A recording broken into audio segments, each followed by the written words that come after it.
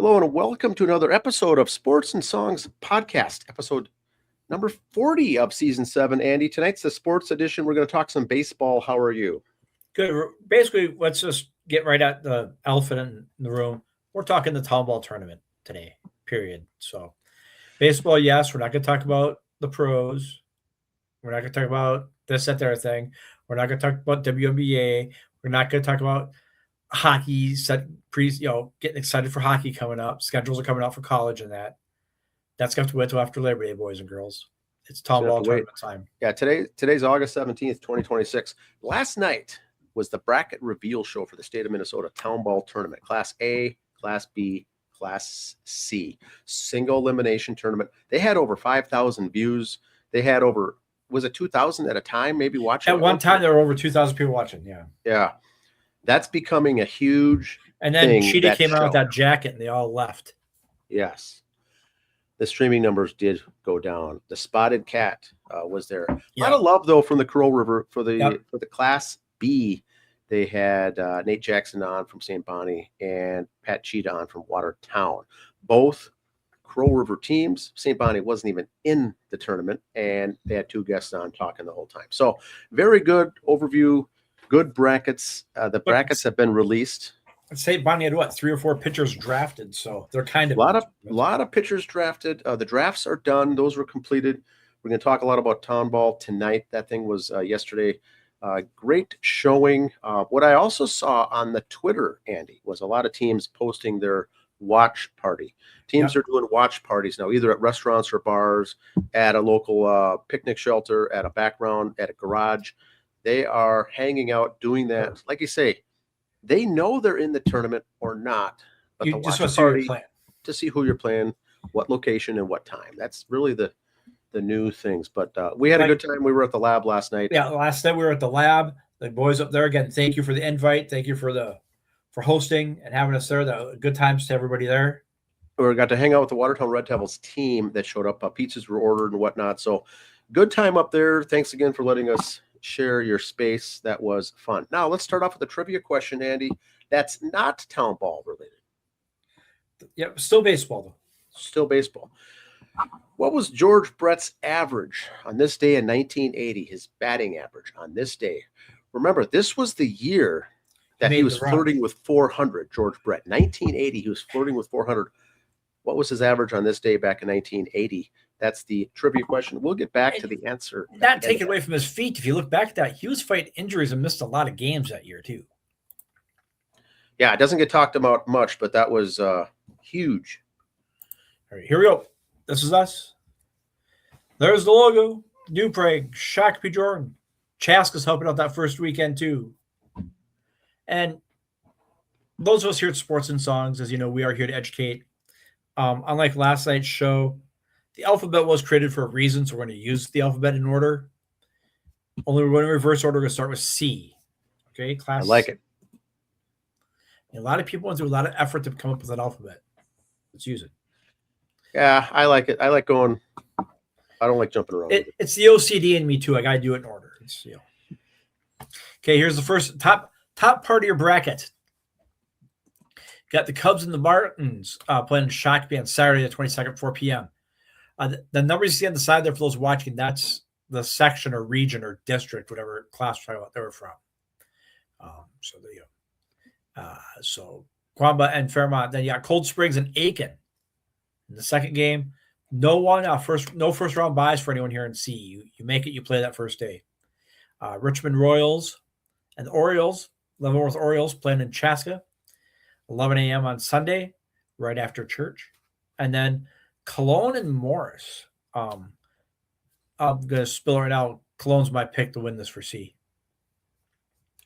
To win the whole thing? They're going to win the whole stinking thing. Oh, really? Okay. Calling it right now. There it is. It's a good group, good bunch of guys. Put it in the books. So there you go. Next part, Ada Athletics against Burbank. Then you got Cortland Cubs and Starbuck. St. Peter Saints and Luxembourg. The Brewers there. They'll be playing those first 3 games are all New Prague games. All on Saturday. Not in that order, though. The first game was 1:30, then 4, then 6:30. And then Waseca Braves and our friends in Broughton playing Friday night again. You got to think for Friday night games, why they're in Jordan this time. Waseca. First time in 10 years for Waseca, Waseca. and Brownton is back in. Now, the lettering next to that, like you said, Andy, the number is the section, district, or region. And then the letter is if you won it, you're the A. If you're second place, you're the B, third, the C. So Brownton there is the third best team in the 7th region against the best team, Waseca, in the 5. So that's why the seedings are kind of important. The better you are, you're going to face a worse opponent. But like we said before, with the draft and the pitchers that you get, these teams are basically completely different, but the rankings really have nothing to do with it anymore. I think you throw that out the window. Yeah, because you've added two more pitchers to your team you didn't have when you ended the season with your record. So it's kind of, like I said, it's all you're starting all over again, fresh. Here's the next bracket. You got Hanska against Waterville. You got Atwater and Nimrod. Wadena Pirates and Clearwater River Rats and the Richmond. It's Wyndham there. Oh, Wyndham. I'm sorry, Wyndham Pirates. And the Clearwater River Rats, Litchfield Blues, Granite Falls, the Kilowatts. They're playing a little bit everywhere. Shakopee, New Prague, Shakopee, Jordan. So there's their sets there. A lot of good matchups here again too. A and a D, an A to B, 2 Bs. And like we said, the pitchers being drafted, that first weekend is so fun to watch. And here's the bottom bracket, or the last bracket, if you will. Glencoe and the Howard Lake Orphans. That should be a good game right there, Sunday, right after church in Shakopee.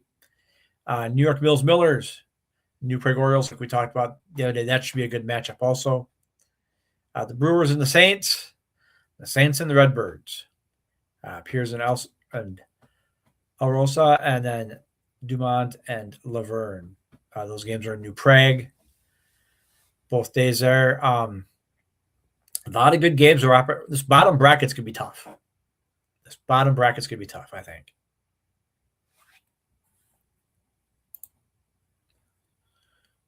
All right. So that's what we have. Any more thoughts on C there, Mr. Dan?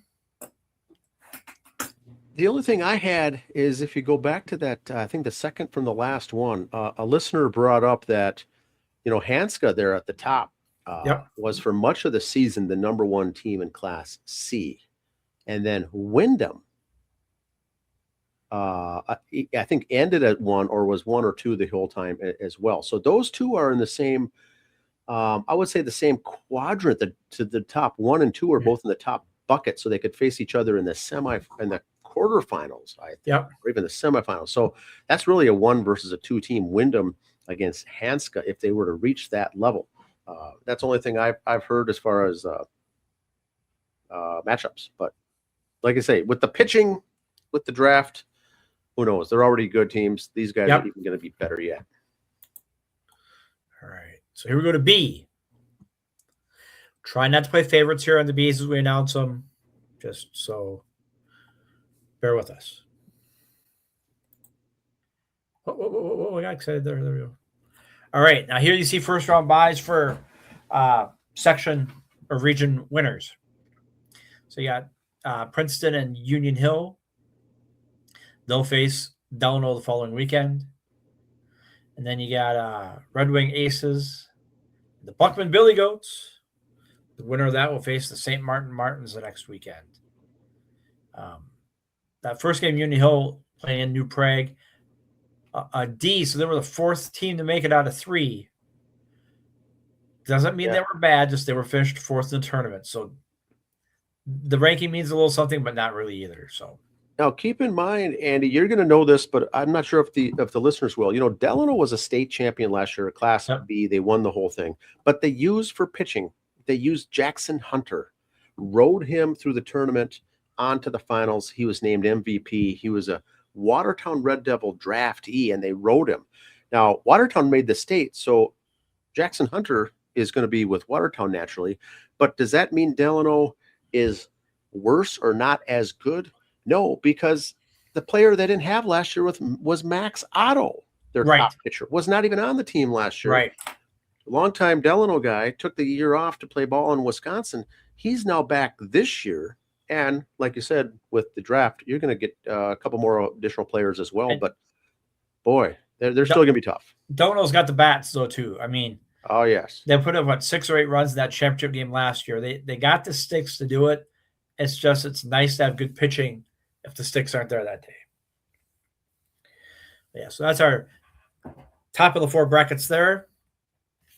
Here we go to the second. Cold Springs and the Foley Lumberjacks. The winner will play Bluffton, Plato Blue Jays, and Webster Sox. Wow. Plato got the 4 seed out of our area, and that's just, it is what it is. The winner goes on to play Stewartville. Little inside bit on Plato. It's either the 4 seed out of it. Okay, in 7 for the tournament, 4 teams make it. Okay, you're in the tournament already. Is there a big difference between the 3 and the 4 seed? Not saying anyone tanked the game. Not saying that at all. But those 4 teams that are 1 through 4, there's not much difference. So Plato at the 4, that could have been, that very easily could have been Delano. They could have been the 1. That District 7, once again, probably the toughest in the state. It doesn't matter if you're the 4 or the champion. You're going to have an easier time in the state because your competition is going to be a little easier from what you're playing all season long. But the problem is they've got a first-round matchup with Webster, which some had top 5 in the state. And they were second in there because they're a B. That's going to be okay. Before this started, you saw the brackets. Some people maybe had that in their final 4, and here they're playing the first round. Yeah. That one will be a good one. I will personally be at that game as well. I cannot wait for that one. That's a late 4:00. There's no night games on Sunday, so that's the late game on Sundays in Shakopee. That should be awesome game, I think. That should be a fun one. Third of the 4, you got Bird Island, the Bullfrogs, and the Kimball Express. Winner will go on to face the Skis. Then you got the Lakers and Young America Cardinals. 4E, 5th team out of the Section 4 there. And the Cardinals. And the winner of that goes on to place the Jordan Brewers. Not picking favorites or saying, but if the stars and the moons align, that second weekend, YA and Jordan could be a great game. Well, Andy, this is Class B. So Piers Lakers, we know, won Class C, the entire state last year in C. They moved up to B. They come in here as the 5th seed at the B level. They still have Ryan, Shimoleski, who won the MVP and for Class C last year, going up against the top Young America team that finished in the Final 4 in B. So this will be a very good matchup as well. I did see the draft for the Kimball Express. They picked up Kyle Mesner from Hutchinson. He's a 50-plus-year-old Hall of Fame amateur baseball pitcher. They picked him up. How they use him, or if they use him or not, it'll be interesting. Maybe just have a veteran presence on the staff. Who knows? The guy can still sling it. Yep. So there's those games. Here on the bottom, we got the Nisswa Lightning, who made the finals last year, and they're the 4 seed there. The Seward Braves. Winner of that will face Raymond. Then you got Watertown Red Devils and Maple Lake Lakers. And the winner goes on to play Sauk Rapids. Go ahead. That Watertown Maple Lake game should be good too. Now, did you see what they installed at Shakopee on the sideline? They have the shoe beer area. Yes. They've got a spot where people can do shoe beers. Maple Lake made that famous to do the shoe beers, and that's where Maple Lake's playing first in Shakopee. So they got a location to do shoe beers, and a very good idea. I think this is awesome that the Joe Schlepper Stadium put that together. It's great. Is that gonna be like behind the tree so no one else has to see that? Or? Well, it's behind the bleachers in front of the tree. You're going to be in view. You're going to be witnessed by a lot of people if you're doing shoe beers there. And they moved that. They have that 11:00 game. So, and these are teams that are going to stick around to the 1:30. That to was the 4 mentioned last night. To the 6:30. These guys are going to be there the entire time. So I rewatched the broadcast this morning on the Section B, and Pat and them were all talking about how these 2 teams, they like their drinking, and that's why That saying goes, can't drink all day if you don't start before noon. Oh my God, that'll be fun to hang around there. Because Cheetah goes, he would ask us, why are we not the night game? Really? Give you people all day to drink and then play a game? Come on. Oh God. That's why you got to get those two teams out there right away. It'd be a sloppy mess if you let them drink all day and then play at 7 on a Saturday. Come on. Now I have a comment on the top. Yes. I don't know if you saw it last night, Andy, but in doing my homework today, that Nisswa game against Lesueur, both of those teams were in the finals last year and lost. Nisswa lost in Class B. Lesueur Braves lost to Piers in Class C. Yes. So both made it all the way to the championship and left. They're going to be facing each other in a Class B matchup. Lesueur, Nisswa, that's also should be a good one. Lesueur's got that pitcher. Logan Feeney was the pitcher for Class C of the entire tournament. And Nisswa, of course, has got Mr. Blaine Hardy. Spent some time in the Detroit Tigers organization. Remember that? Blaine Hardy pitches for Nisswa. We'll see him again, former pro. That could be a bookmark game that you may want to circle. Now, I don't have a logo for him on here. I don't have the press stuff on here. NSPN, the ones who had the draft last night on YouTube. Yep. Highly, and no money crossed hands. This is just pure love of baseball talking. Buy the playoff subscription from them for this. There's no way you're gonna catch all these games. Even this first weekend is all you're gonna need to see it for, and it'll pay for itself. If you can't, you're gonna miss one game, you can still catch it here. Worth the price to get. I think it's $12, $13. You watch one game, it's paid for. Yeah, and they do color commentary, play-by-play. It's video, it's streamed. Most of these games for the true amateur town ball, there's going to be a game that's going to be overlapped with another game that you want to see. You can only be in one spot at one time. Get that subscription, go back and watch the other one, or stay home and watch them both. Or you can have a couple things going on at the same time and have a couple streams going on at the same time. But what I did last year is you buy the subscription for a month and you cancel it. You get hit with the one-time fee. The tournament's only 3 weekends long anyway. So you had it last year? Yeah. Can you go back and watch games then? Like on Tuesday, can you go back and watch a game from Sunday? Yes, you can go back. You miss a game. Okay, like I'm gonna be out of town this weekend. So, but if I was in town, 2 games I want to see. The Millers, New York Millers were playing 11 a.m. in New Prague, Watertown, 11 a.m. in Shakopee on the same day. I'd have to come back and watch the other one at night and miss one of them. I mean, I'm gonna watch them both now, but still. So you saw these matchups. Even if you know the score. Even some of these guys, they're just great athletes to watch. What I did, Andy, was for some of these extraordinary finishes, I went to that game, fast forwarded to the end, and just watched the ninth inning. And you can watch the walk-off games. Or watch if something big happens the 5th inning, go back and watch that. If you don't have the subscription, you can't watch it at all. But it's a good subscription streaming service for a tournament like this that there's so many games going on. It's an awesome thing to have. And for those of you new to it, new to the town ball thing this year, this is your virgin flight. One thing to watch for in the playoffs that even though I knew this was coming when I first started following it, kind of looked odd to me. If you're drafted, say you play for St. Bonnie and you got drafted by Watertown, they wear their St. Bonnie jerseys. Now, they're only drafted pitchers, so it's like you're going to see different jerseys in the field to make it confused. So, yes, he's playing for Watertown, but he's going to have a St. Bonnie jersey on because that's where he plays for.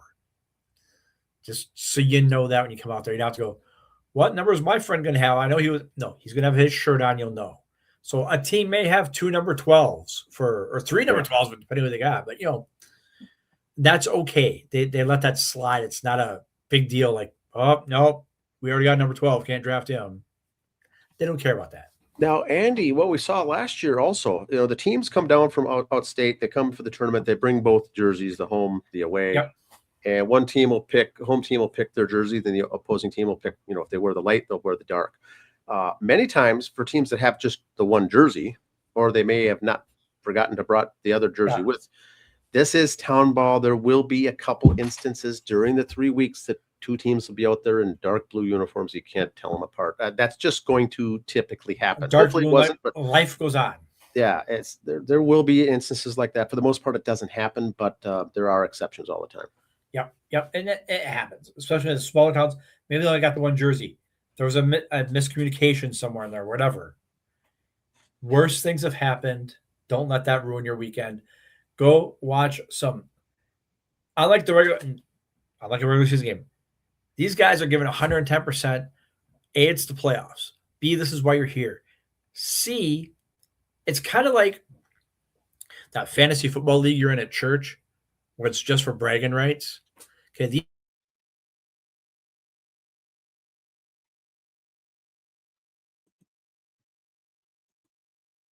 Okay, cut out there for a minute.